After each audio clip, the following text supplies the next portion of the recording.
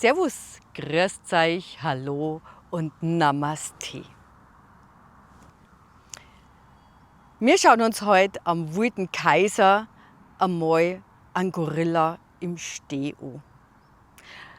Dazu nehmen wir die Füße auseinander, Gerätschaltung, beugen uns nach unten und dann den unteren Rücken mit den Händen stützen.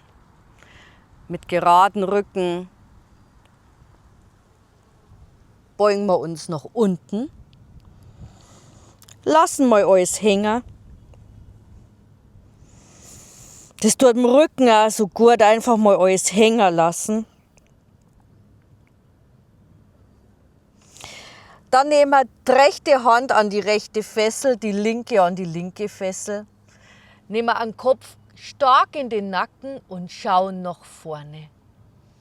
Der Gorilla im Steh.